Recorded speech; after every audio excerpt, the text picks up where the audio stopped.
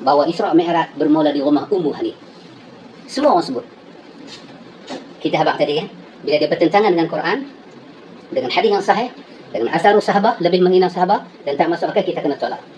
Menyatakan Isra Mi'raj bermula di rumah Ummu Hani, dia bertentangan dengan Quran. Kenapa? Karena Quran menyatakan minal masjidil haram ilal masjidil aqsa, bukan rumah orang.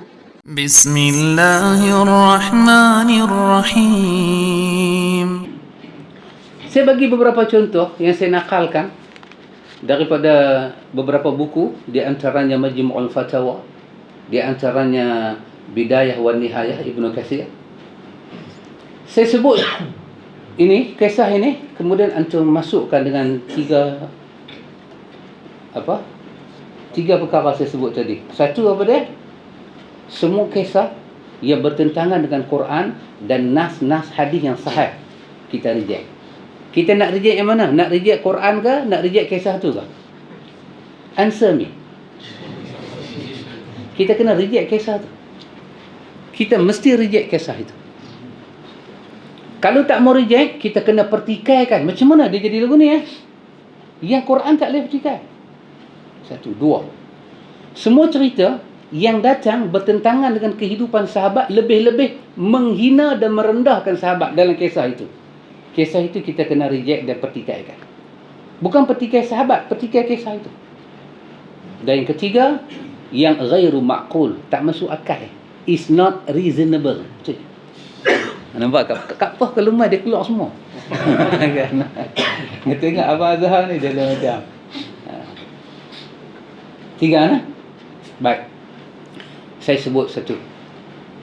Di dalam kisah Isra Mi'raj.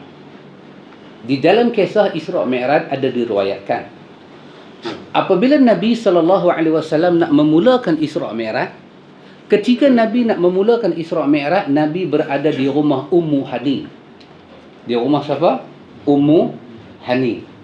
Dari situlah datangnya Jibril alaihi salam.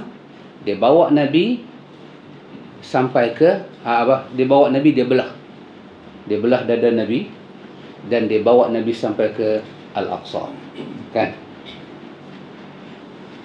Takat tu je, panjang, tapi saya ambil takat tu.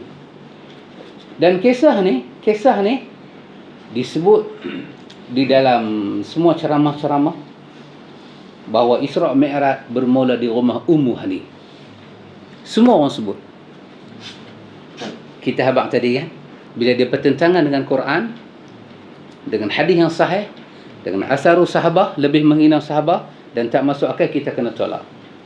Menyatakan Isra Mi'raj bermula di rumah Ummu Hani, dia bertentangan dengan Quran.